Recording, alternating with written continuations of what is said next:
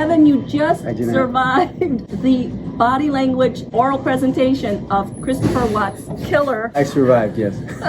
killer of his wife and his 4-year-old baby and his 3-year-old baby. Oh my God, what'd you think of Christopher Watts' body language? What gave him away? Well, it was interesting because when I was watching him, you referred to his statement analysis, things that he said, and also his body language, moving back and forth. He was so detached from the situation.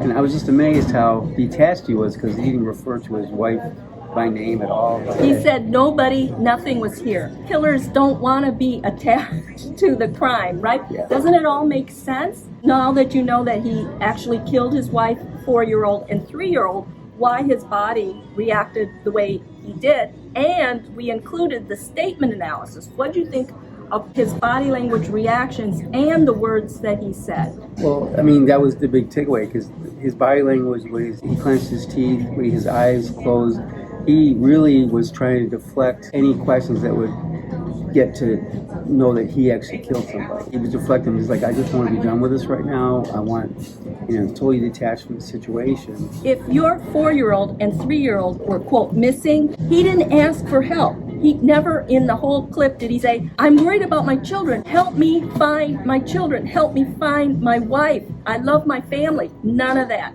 But what we did get was do this, tongue thrust. When you love your family, you can't do it. But if you killed your family and the interviewer is talking about, what's your wife's name? That's when he did the tongue thrust. Do a lot of shoulder shrugging and rocking back and forth. He did a lot of rocking back and forth. And the neck and the ears were flushed red. With the certification I received, I'm very fortunate, and I've kind of known some of these things, but putting it to understanding more of the technology and the terminology that and how I've learned, I mean, it helps me really understand people better and really notice how you can really take full control of a conversation with somebody to help them. It allows me to really get present with someone when I'm talking to them, to get them comfortable talking to me, as well as understanding what they're going through by their body language, to ask the right questions at the right time, to be present with them in the moment. And that's a big deal for this certification. That's what I got out of this. So thank you. Thank you, Jenna. When you know statement analysis and body language, you move yourself closer to the truth. And for business leaders, it helps you navigate through the conversation. When you see these signs that Evan and I are talking about, then you can navigate your conversation and continue to build rapport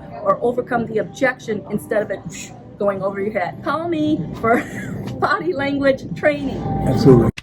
Contact Jeanette Gadati of Accurate Body Language for training and consultation so you can spot the lies, get to the truth, and avoid costly mistakes.